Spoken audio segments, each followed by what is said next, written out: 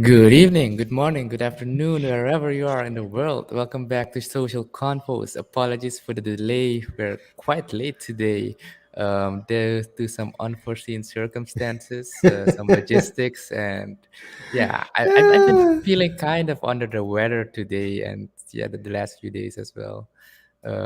Well, just since So, yesterday. so how open do you want to keep it during this show? Because Let's I just can go, really okay. open. So But I am feeling I slept a lot today. Not gonna okay, lie. how familiar are you with the term forced throw up? Forced throw up. Um, well, I can only imagine that you force yourself to throw up having eaten something bad or something, but Yeah, well, not not something in particular I could come up with that I've done maybe.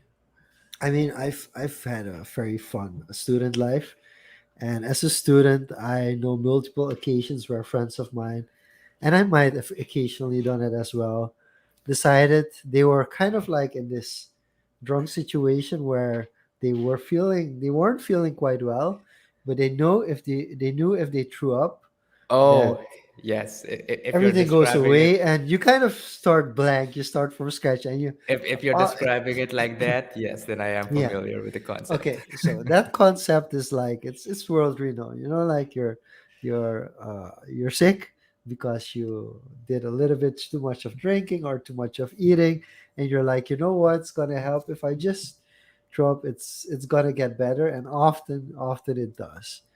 And usually it's in those cases when you drank too much or you had a little too much to eat that and you feel unwell that you do it. And for me today, it was just an itch in my throat, and I was frustrated, and I couldn't get the itch out. I couldn't get the cough Mm. out, and I was taking a shower, and I was just like, "Let's try it." And the disappointing thing of everything is, the itch in my throat is still there, and it's just annoying the hell out of me.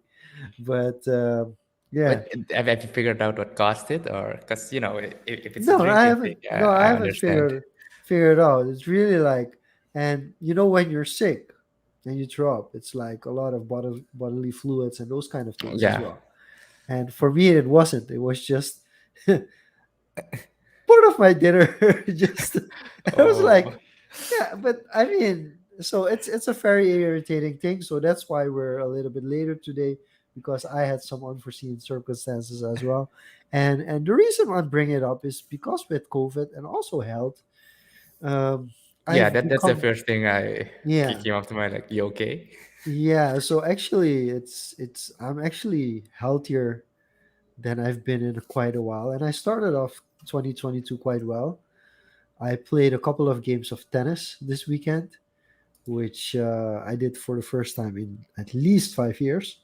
Oh wow. I don't remember playing a match, let alone three full sets of doubles in the last 5 years. So I still feel the pain in certain parts of my body.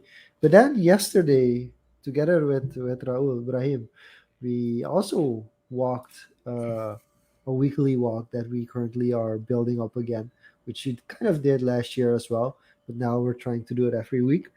And we walked about 5.5 kilometers. So it's kind of a good build up to being active every day of the week and trying to live a little bit healthier in 2022 than in 21.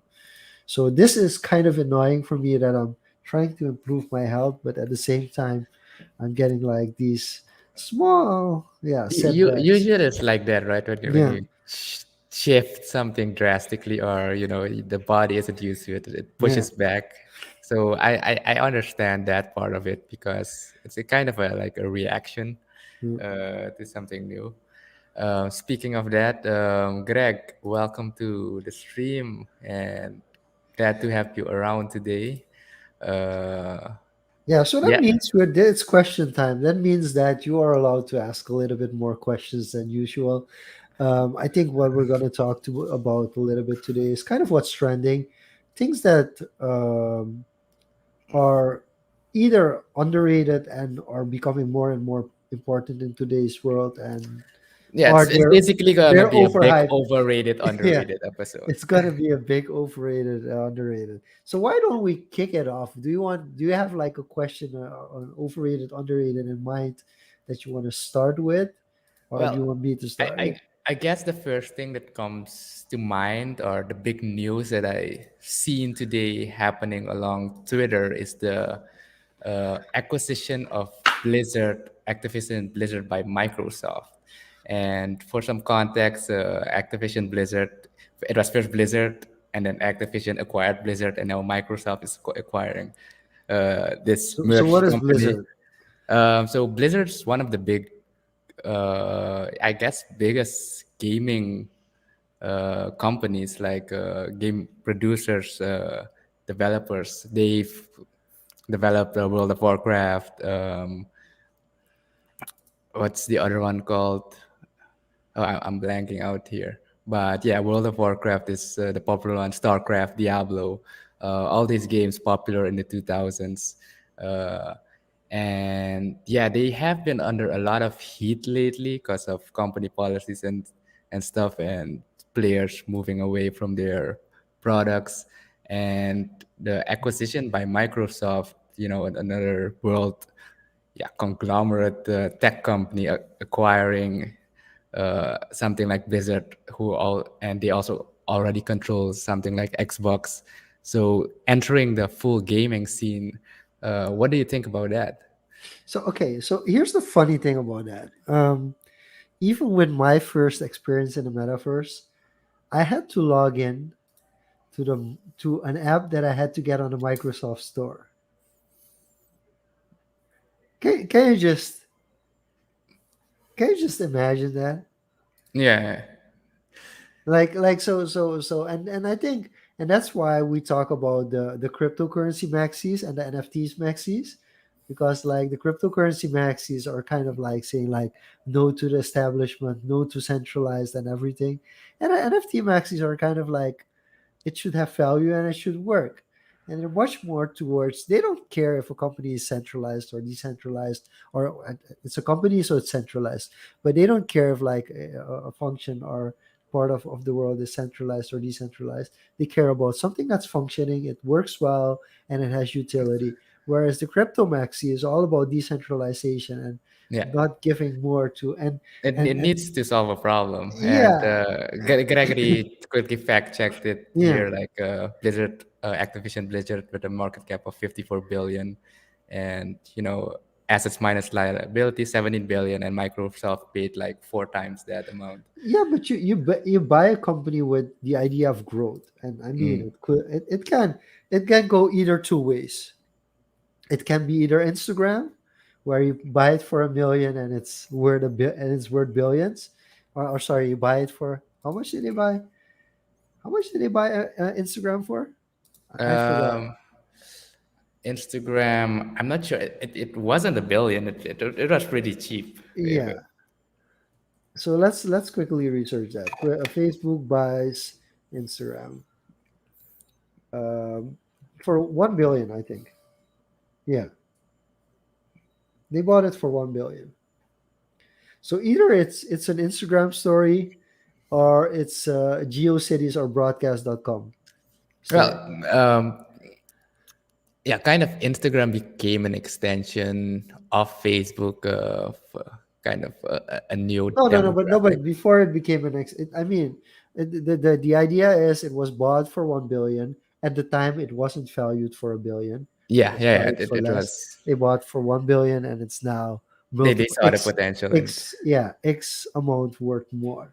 Or it could be like GeoCities or broadcast.com that Yahoo really overextended on, and actually it never picked up. It never got to be what it was going to be. So it's a big loss.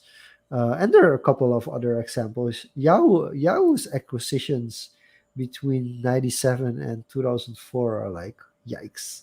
It's like Yeah, yeah. So, but I mean, you can predict those kind of things. But um, Well, yeah, let's not predict, but if you look at a space, the development on how things are moving, big time company acquiring a major gaming, player in the world, what implications do you think it will have in the space in general? Do you think this acquisition is overrated, underrated, or how do you see it? it depends on how do you look at it. From what perspective do you look at it? Let's approach it from what it would mean for the gaming space, because I think Candy For Crush the also gaming, falls for the under gaming, no, but for the Microsoft gaming right now. space, it's a huge win. For a Mm. gaming space, it's a huge. First of all, it's gonna become more commercial. The games are gonna become more commercial. They're gonna become valuable. There's gonna be more competition. It's gonna open doors for others. For the gaming industry, I mean, for the game itself, maybe not such a for the game for Blizzard itself, maybe not such a good idea. I mean, in 10 years' time, you might have a documentary where higher ups from Blizzard will be like, "Yeah, it was a mistake that the direction that Microsoft went with the company is not what we had in mind when they took over." But can you blame them in the end Mm. for being acquired for 70 billion? I don't think so. I mean, it's also you don't, and that's another thing. This, and I think for entrepreneurs, this is a very big question you should ask yourself. Like, what are your intentions with the company? Are your intentions to say like, I'm gonna ride this company until I die? I'm not gonna step back, or I'm gonna find a replacement with the risks that a replacement, even if it's my own family, they run it into the ground, or they don't care about it as much, or they just leave the company and in a great state and there's no really follow up? Or do you say like, hey, this is the opportunity to sell the company, let's sell the company and we can still do it for 5 more years, and then we can do something completely different that we find fun as well? I mean, I don't think there's anything wrong with it. Is the value, is it 70 billion, is it worth it? I don't think it's worth it.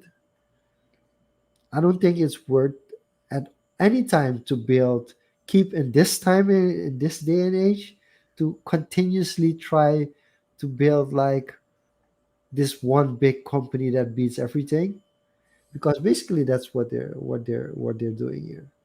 Yeah, They're I trying don't. to build a monopoly, kind of Yeah. that's they want to have the monopoly, to have be the biggest. And I think Nafal said it like, where there gonna be either two choices in the future or near future, where it's like, on one side you have like, you want to be the biggest, so you're as big as a company that you're basically bigger than nation states, so that you kind of tell nation states what they should do, instead of the nation state trying to make laws to prohibit you from doing your maximizing your potential of your company. So that's one approach.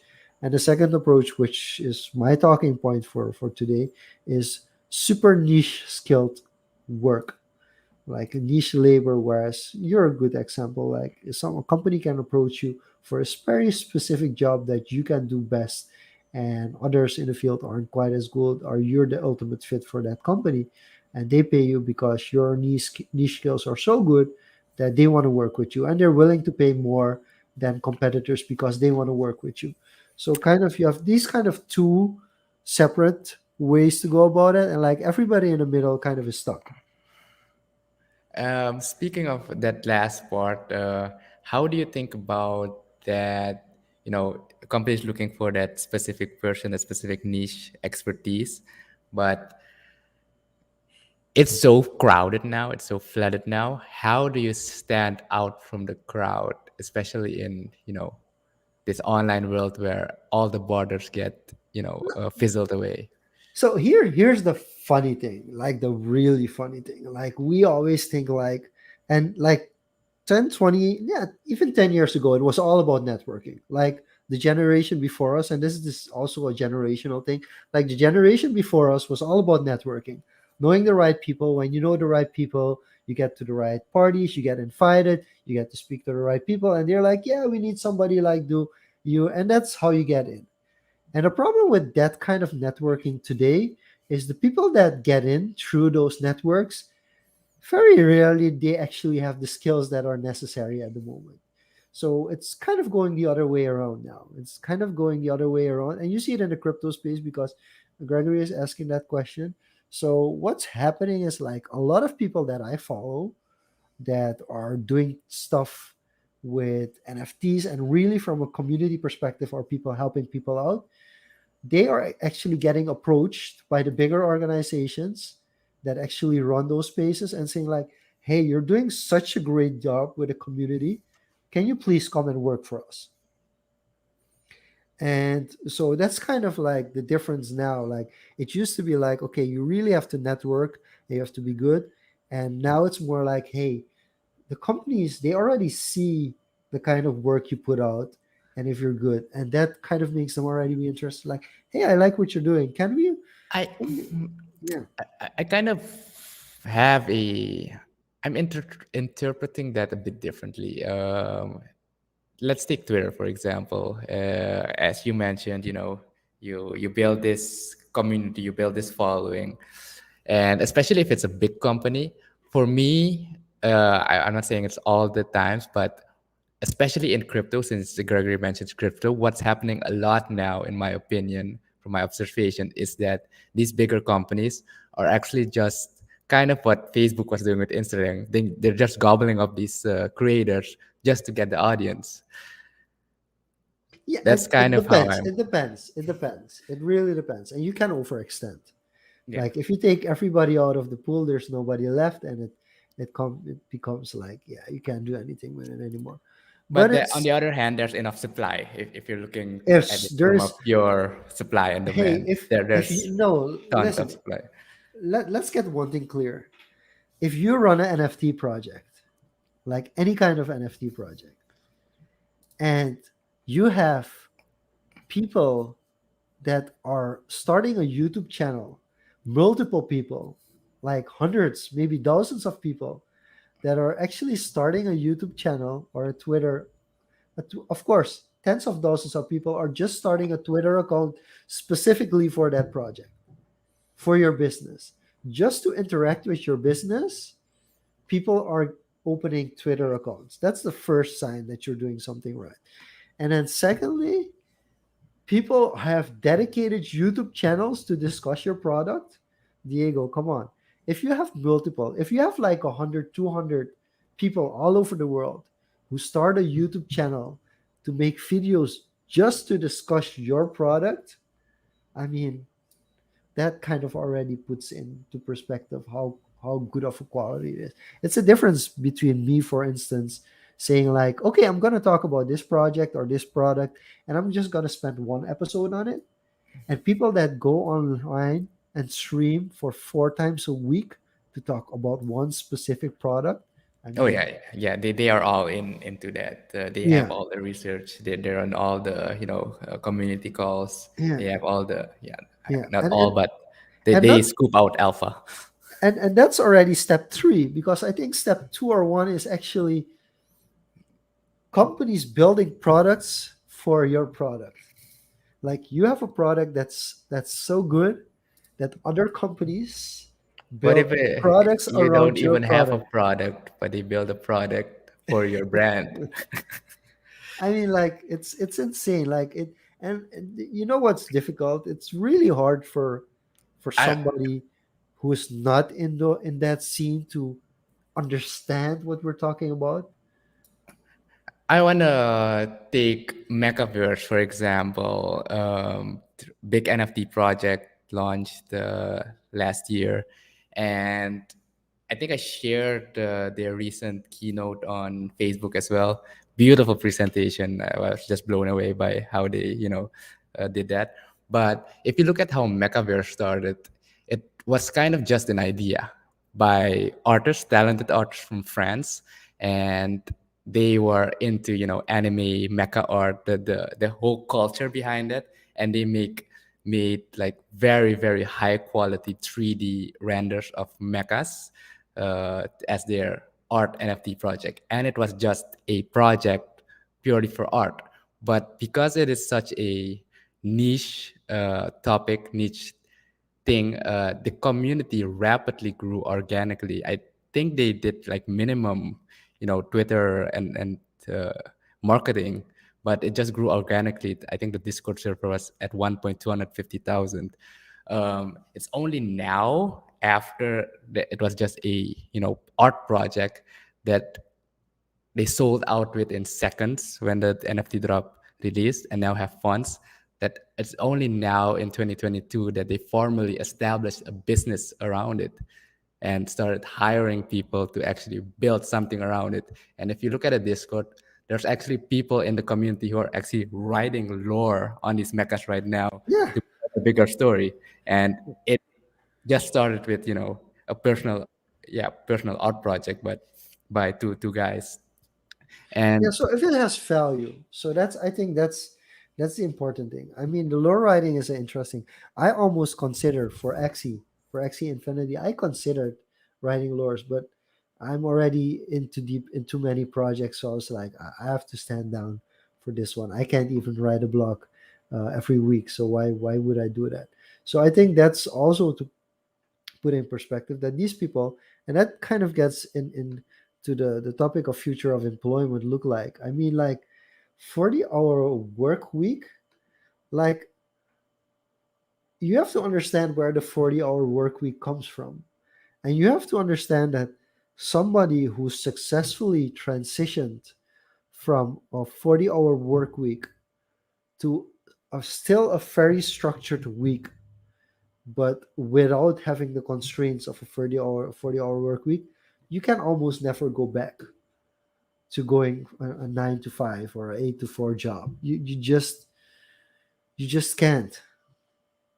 And I think that's also what's pissing a lot of people in our generation off, is there's so much emphasis on uh, hours yeah, and incorrect measurements of hours, because let's be honest, if you have 20 employees, not even 50, not even 100, not even thousands, if you have 20 employees and you're going to time manage them, and you're just going to focus on what time they arrive at work and what time they leave, you're going that's to not have a yeah, that's not a fair measurement of output. it's going to give you a clear idea of how people perceive time, but you don't know the background behind it, and you don't know how efficient that time is being used. So it used to be a mechanism that you could use to kind of oversee things, and it's still considered, but all these kind of mechanisms have been kind of outdated. They no longer fit the purpose. Yeah, that's basically, if you look at the history, I think it is in the 1920s, 30s, around that time with the Industrial Revolution, kind of optimizing workers. I think it was Henry Ford, right? With the That's it. It's um, Henry Ford. It's yeah. Henry Ford. Yeah, yeah, yeah. That's kind of So where it started, and that's then where it kind of Toyota got perfected it. popularized. No, Toyota perfected it. The Toyota way, like, and that's where a lot of big time managers and big time CEOs that are have become big in the 90s. That's where they build around the Well, Toyota but you model. have to look at the type of work it is and was, based on back then and kind of the type of work that we're talking about now that people are Yeah, if doing. you're in a production Yeah. company, in a production line company, if you're producing, like for instance, alcohol or soft drinks or those kind of things, and you're really like in the production part of the company, if you're a delivery and distribution company that has to deliver everything at set times, if you're in the hospitality and you have to serve breakfast and lunch and dinner at set times, yes, of course, you have to be punctual, you have to be stepped, you have to make sure that after you go, the whole supply chain runs smoothly. But if you're in the creative space, there are other things that are more important. And I think it's now only now that we're seeing that creatives are actually becoming financially successful as well, because the idea was, even 20, 30 years ago, if you become a music artist, you're going to become a visual artist, If you're gonna become something, any kind of creative, you're gonna struggle to make money. You're not gonna survive in this space It's usually only after you're if you not here die. anymore. Yeah, yeah. The classic Picasso story. Vincent Van Gogh and Picasso and those kind of, yeah. So that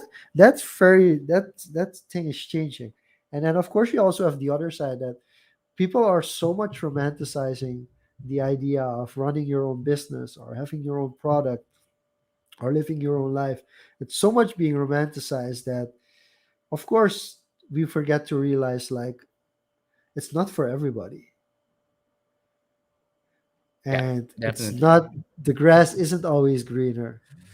So You it's can these, make it greener, but it's ultimately it's up to you, yeah, and you have to know yourself yeah, with that. yeah. And speaking of the bureaucratic systems, yeah, if you're looking at the traditional companies, the bigger the companies, the harder it is to introduce that because there's so many systems that have been built up over the years. And It's all management style. yeah, It's all management style. It doesn't matter. You have companies that have a CEO that's the same age, that has the same cultural background, that has the same degree, academic degree, but they run the companies completely differently. And here's the terrible thing: if you have a CEO that wants to work flexible, and you have employees that want almost top down, full micromanaged, uh, micromanaged senior staff, and you have a flexible staff, it's not going to work. The other way around, it's not going to work either. If you have a company that's very uh, traditional and really has a top down structure that you have to follow with set rules, and the people that are working there actually are more kind of laissez faire, kind of flexible work, it's not going to work. And that's why changes in management are so messed up. If you work for a company and you've had five CEOs in the past 10 years, it's a complete chaos because every time the new CEO comes, they change kind of parts of the system. And even if they don't try to change too much, if they move away in 2 years again, and it's already the third person in 4 years' time, it's for like you don't know what procedures are consistently being used. You don't even know why the procedures are there sometimes before, because the person that introduced the procedure is already gone by the time you've gotten a hang of the procedure. I mean, or those by the kind of, time it's even implemented. it's, yeah. And that kind of brings me to a topic that my wife and I actually discussed a lot, um, which is exit interview. Instead of exit interviews or personal development interviews, they're actually stay interviews now. Wait, So a stay interview, elaborate on that, please. okay, Yeah. a stay interview is an interview that a company has with one of the employees to convince that employee to stay at the company. All right, and how's that working out so far? Well, it's kind of being introduced because here's the, my dad actually sent me a video of an Indian thought leader who was, somebody approached him after a conference and was like, "Hey, we're having a huge turnover problem. So a lot of employees are leaving. So we're kind of putting like these kind of benefits for them to stay at the company longer." And interestingly, he just said like, "No, it's not gonna work. It's not like gonna work." And like everything the guy said, he said it was not gonna work. And here's the funny thing about that. Basically, he said, Um, in the current workforce, we have three generations. We have the Yeah, boomer generation, we have the millennials, the which Gen we did Y, and the Gen an X. episode Yeah. 2 weeks ago with Reina. Yeah. So that's kind of, and it extends on the episode we had with Rena and the reason I asked those questions. But so what he explained is the boomers, they kind of got in the situation where they had to work to survive. So they had to have a job because they needed money so they could survive. So they took care of that. They not did not only take care of that they had money to survive, but they also kind of paved the way for their children and their grandchildren that they don't have to work to survive. They will survive. So understand this, that if you really And that's something that happens in our community at the moment. If you're a bum, you're not doing anything, in the worst case, you're going to live at your grandparents' house and you're going to do chores for them, but you'll have a roof above your head. Mhm. So your grandparents kind of took care of that.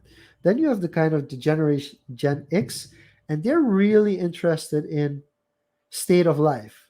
So it's not about working somewhere to get money to survive, but it's about working up for a certain status, a certain state of life that you get with a certain house, certain roof above your head, a certain kind of car, a certain kind of lifestyle that you're sure that you're actually working so you can afford things that you feel like are necessary in life. Now, you have to imagine that if the first generation took care of working so that you have money, and the second generation took care about working so you can afford a certain lifestyle, the third generation, which is the millennials, is like, yeah, but I actually want to be happy. I want to have a good quality of life. I don't care about the status, I don't care about the money, but I actually want to have enjoyment in my life. You mean Gen Z, right? With the third No, no, no, the generation. Gen X, we're talking about our generation, the millennials. So the boomer generation is the generation that's now in their 70s and is retired. And then the Gen X generation Yeah, is the generation between 45 and around 60. It's kind of where most world leaders are right now. And then you have the millennial generation, yeah, which Gen Y.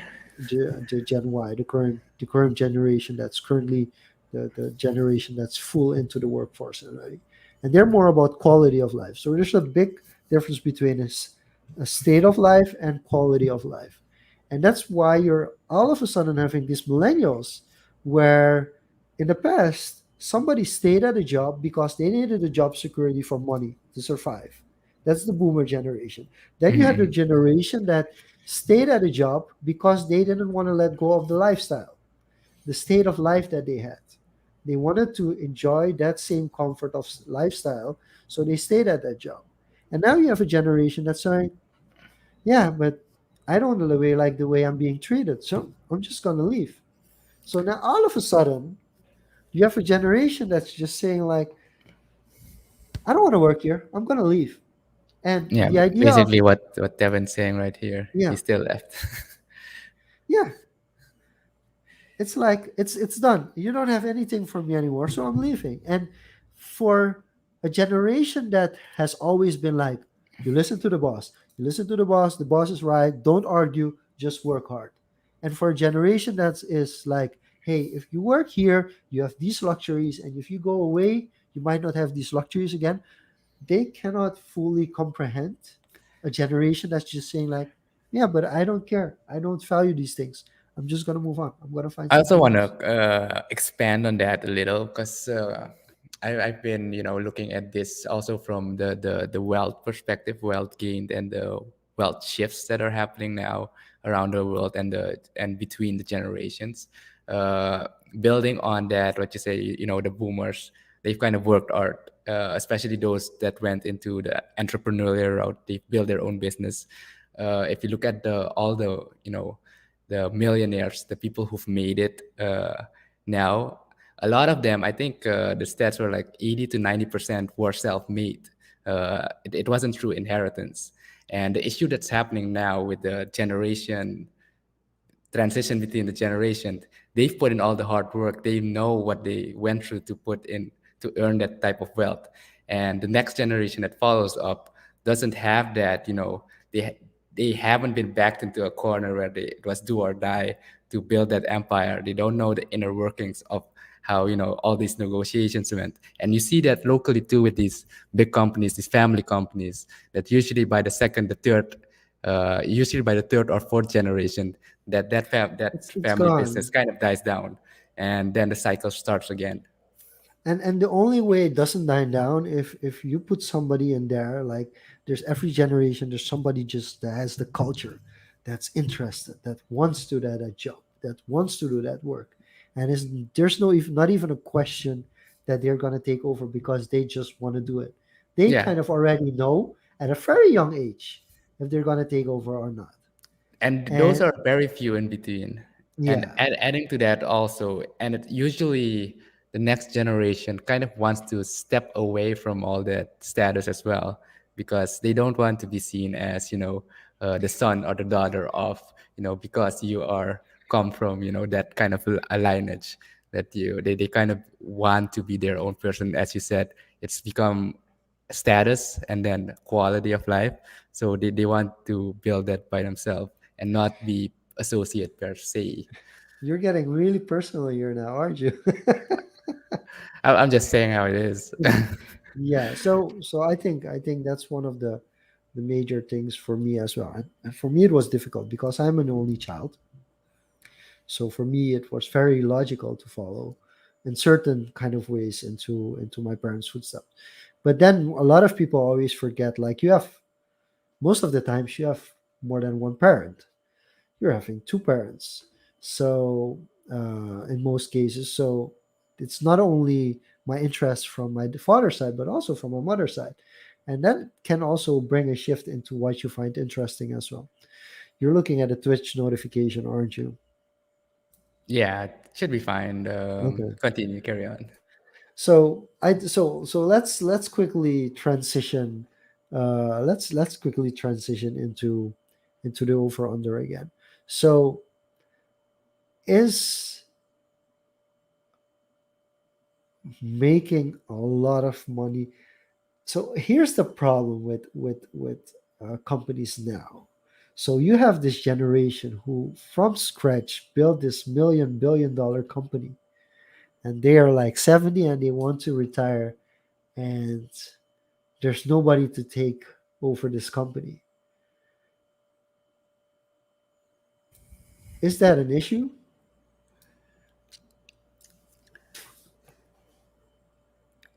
There's several things we need to consider here, and then we're talking about not just the wealth transfer, but the legacy and what it means for the community as well. If it's global or just local. If you're looking at, and I guess I'll rephrase that question a bit. Is it important to get wealth? Is that a good way to rephrase it at this time? At a certain point, it becomes greed, right? Yeah. Like I, At, I'm at I'm what at what point?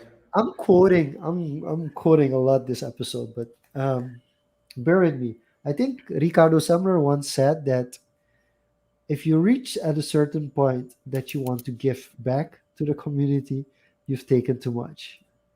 Yeah, Like it's a very interesting it's a I can very see that. interesting perspective. I feel a little bit it can be misinterpreted. I feel, but it's a very interesting idea, and it's kind of a knock to people like Bill Gates and other philanthropists who kind of made so much insane amount. They have such an insane amount of wealth that they're also redistributing insane Yeah, amount of but you wealth. you you should also look at the how proportional, like the impact, the influence they have on the world, uh, compared to that wealth. And I think that quote is valid to a certain degree. I won't necessarily say greed or too much, but that transitions, I think, after you've accumulated that amount of wealth into purpose, into you see this a lot after people accumulate a certain amount of wealth. It's not about the money anymore. It's about the liberty, the lifestyle, and then they have depending on who it is, of course, they have the ability to impact. Popular example is always Elon Musk. He does what he wants. No, He but wants to there's a build a big rocket to difference the moon. between Musk and But Gates. what's the difference that you want to emphasize in this comparison? Elon doesn't want people to live in a way that he feels is perfect. Mm-hmm. Okay. Like if you look at from like one of the biggest knocks against religion, especially Christianity, is it's kind of a lifestyle, a way that you have to live, rules that you have to abide by. It's the strength of the religion, but it's also its biggest weakness. It's kind of creating these kind of everybody is the same and has to live through the same structure kind of situations where we're Yeah, in a yeah, yeah. world where Which that doesn't work is yeah. anymore. So that's the biggest difference between Gates and Musk. And then also it becomes to a point like if you screw up too much, Musk is like, okay, we're just gonna go to a different planet if that's the Yeah, solution. contingency And plan. and and Gates is like, no, everybody just has to live by my rules and everything will be just fine. And it's kind of It becomes it's an yeah, yeah, a monopoly, or how do you call this, in if you're mixing the political terms and economical yeah. terms, uh, authoritarian disguised as capitalism. Yeah, it's terrible. I mean, it's like at a certain point, if you've, I strongly commend Bill Gates to live for 5 years in a developing country. Let him just live in a developing country. He doesn't go to the have to go to the extremes, but he has to find out what kind of things are relevant in life choices when you live in a developing country, and also has to find out that certain prejudice that he has is just completely wrong and completely misread. But the Well, idea that you can read all of that from scientific literature is like that's where people get stuck. That's exactly where people get stuck. but it's also a matter of environment and context perspective, Yeah, but because that's wanting to change the world, but not really wanting to change the world. It's kind of white labor, kind of white labor supremacy, kind of thinking that you can like from a desk behind, you can of mm, course you can run a company if you have a really good team. You can run a company that way, but the team has to be really good. So and that's also the idea. So they have a certain idea what's a prototype, and this is something that's seen in politics as well, and where the bigger countries move towards. The bigger countries want to see a leader in developing countries that they feel fits the description of what they have in mind of what a good leader is.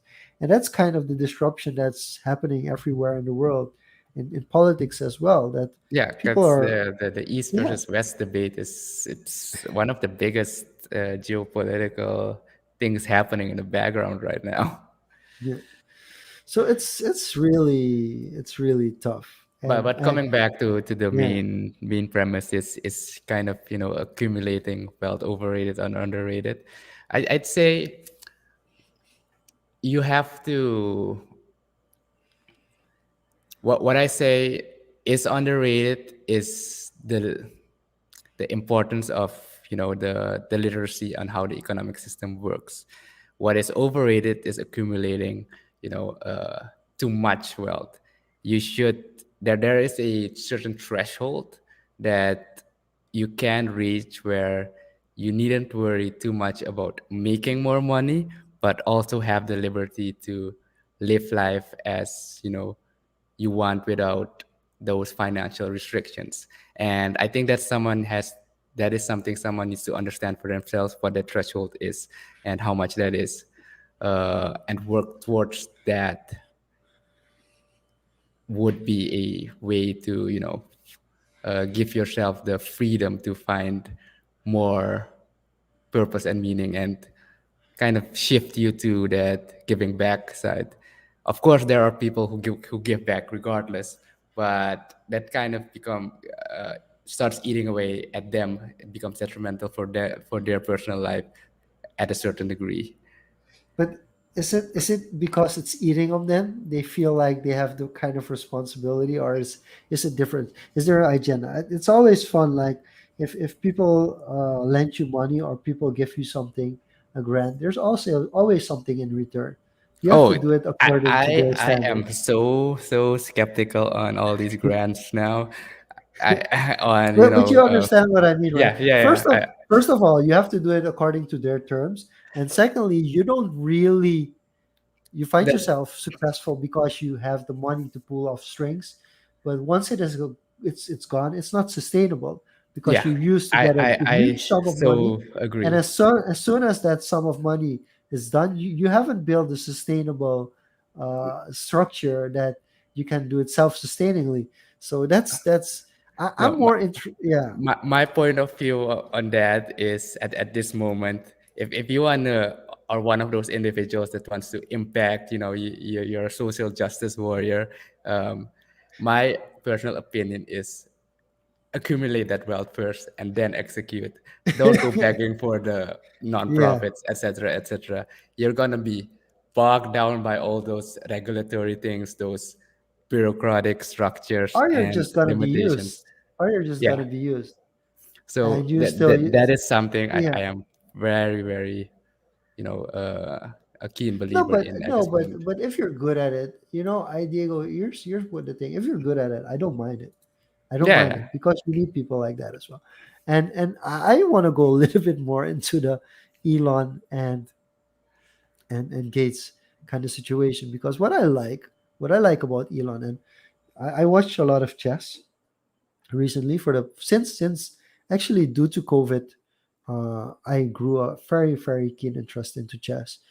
And Magnus Carlsen has been the world number one chess player for I think 7 8 years now, and he occasionally goes online to play chess drunk, and he has a specific chess handle for when he's playing chess drunk, and it's fun. And the reason it's fun, it makes him human. So they're kind of two kind of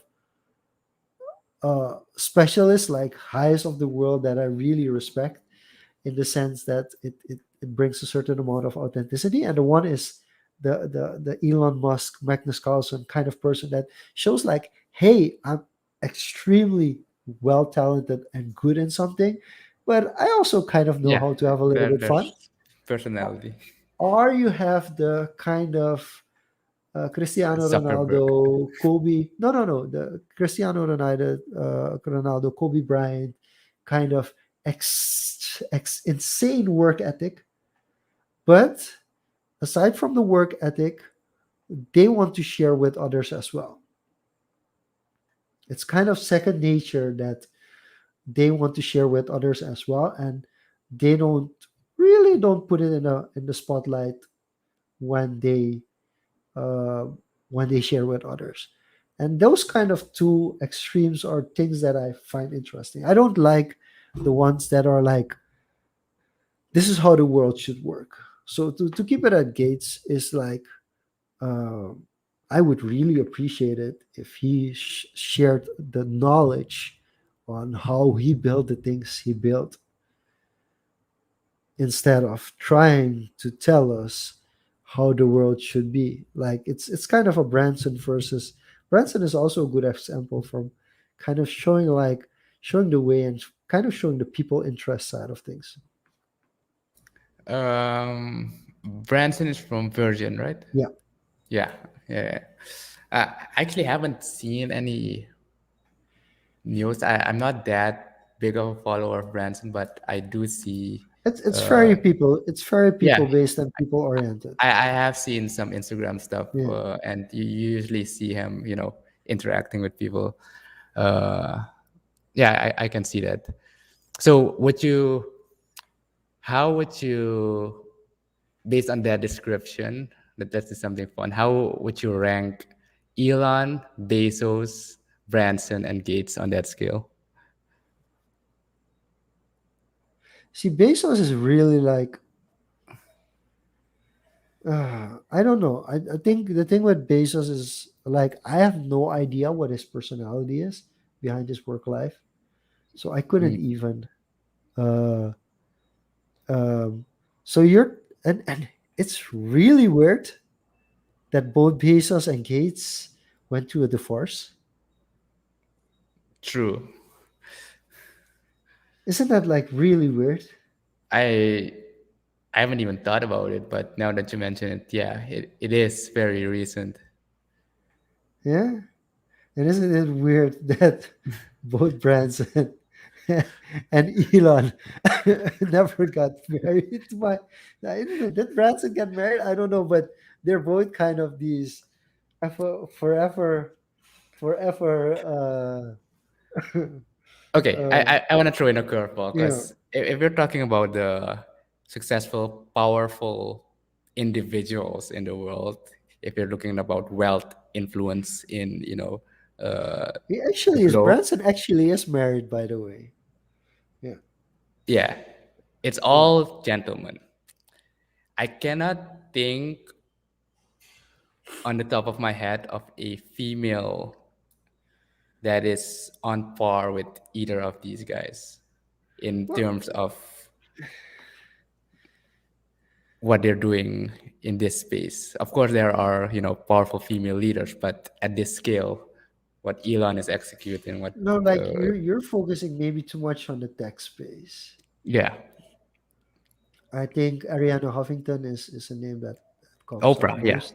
okay, Oprah, that's a good one, yeah, Oprah doesn't come up in the tech space. If you're talking about someone who has established as much as these names, you would name Oprah. But if you're looking from it from a tech perspective, it's different because there's no tech. If you're looking at from a Fortune 500 company, there isn't yet because um, males got a head start by far.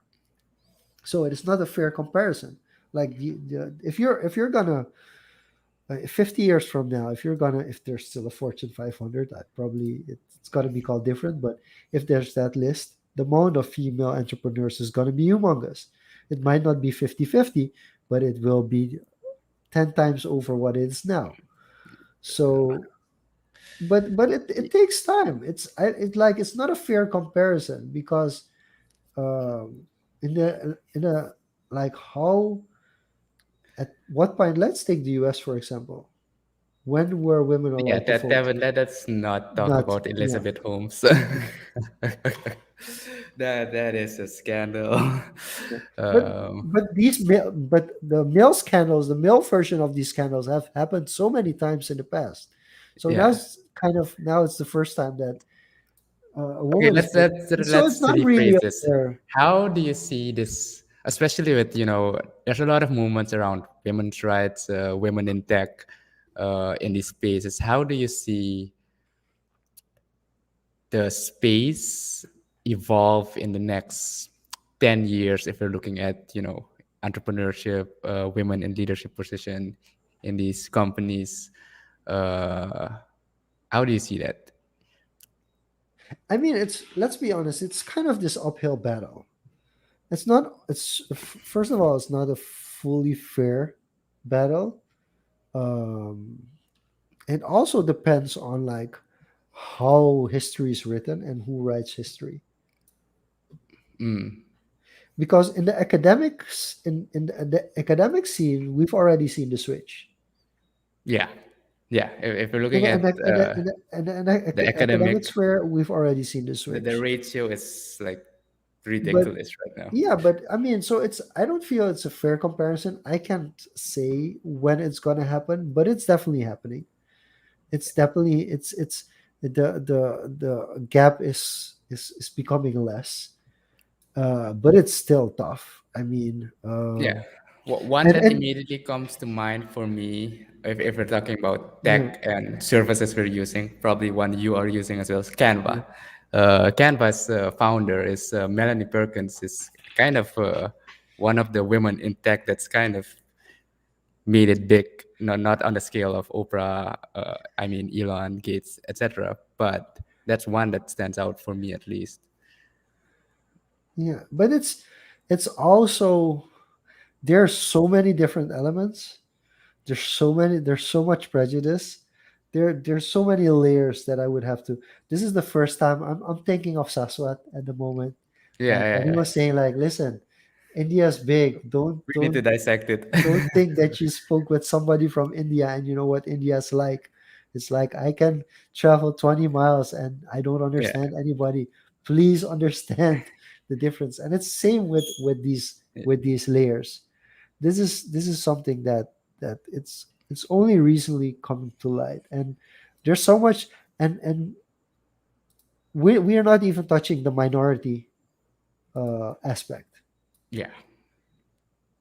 So there's so many minorities. there are so many there's so many glass ceilings that you have to consider. I was in a kind of a youth chamber of a very big international organization, and they have this yearly meeting of that big international organization. And then there's a select group of the youth chamber that's allowed to go visit um, that that certain event. And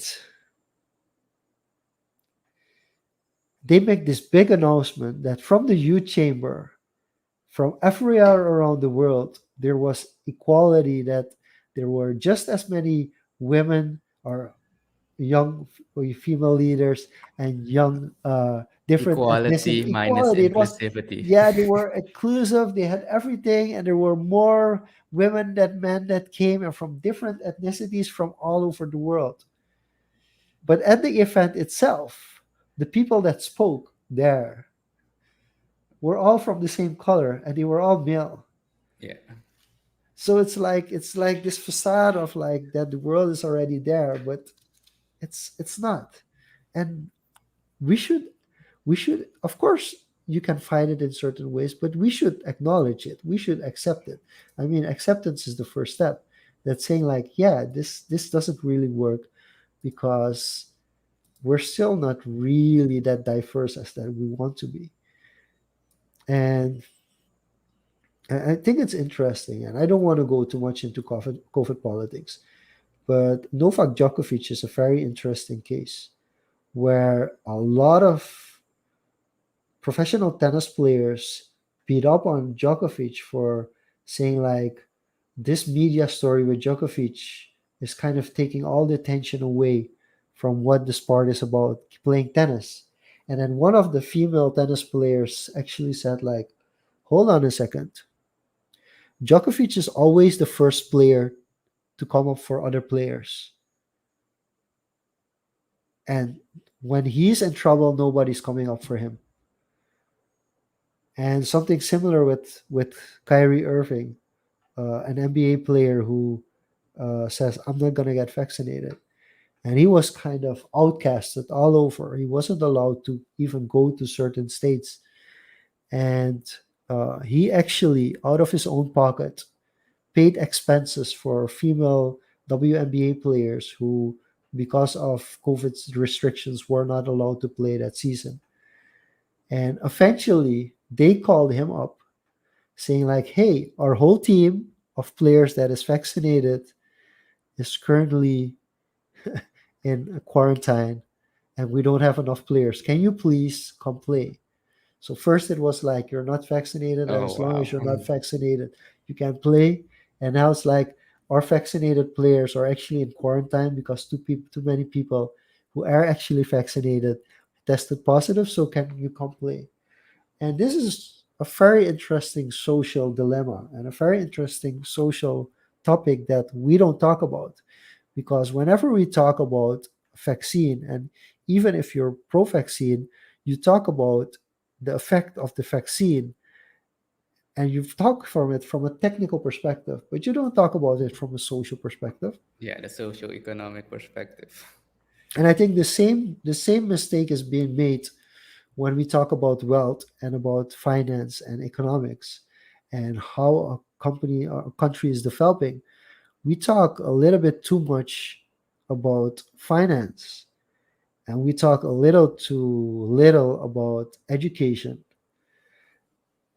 And even when we talk about education, we talk about the technical aspect of education. We talk about certain subjects that you have to have and what you have to learn about the subjects. But we don't talk about why we need that information.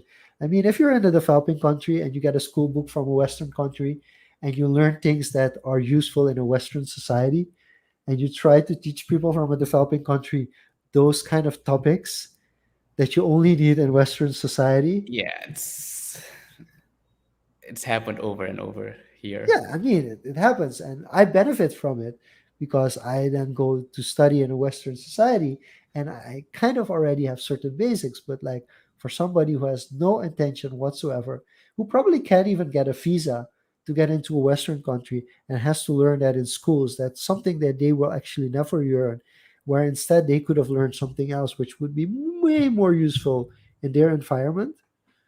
I mean, these are things that we don't talk about because, and there's talk. I mean, there are different school systems that focus on these things. There are, but it's really from a policy level not talked about enough.